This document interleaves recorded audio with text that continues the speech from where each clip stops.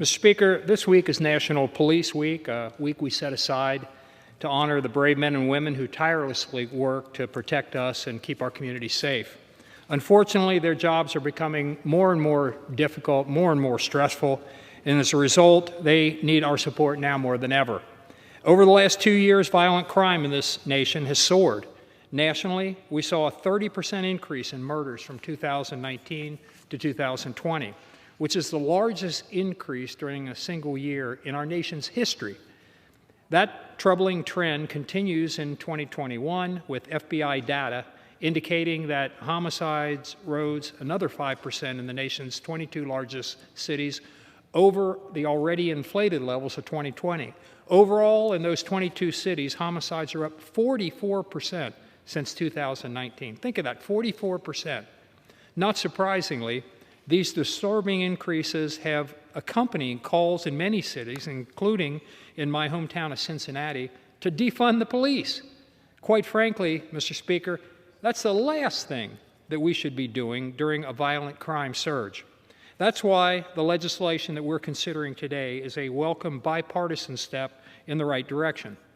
Law enforcement officers, firefighters, emergency medical personnel, and corrections officers are frequently called to respond to dangerous and often traumatic situations.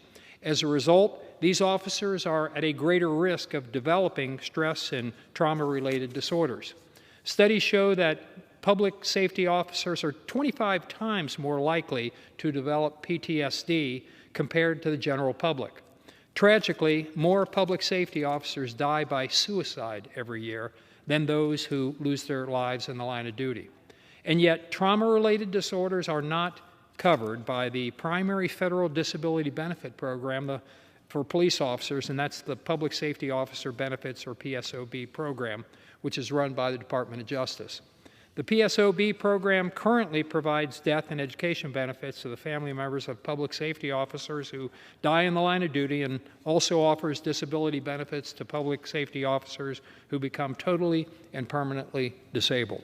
However, the PSOB program does not currently offer death benefits to public safety officers who tragically take their lives as a result of PTSD, acute stress disorder, or other stress and trauma-related disorders.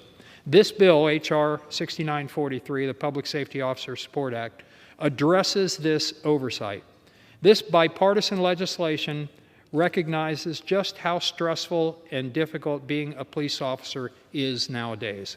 And it makes sure that those officers who have experienced traumatic events on the job and are struggling as a result receive the support they need and deserve.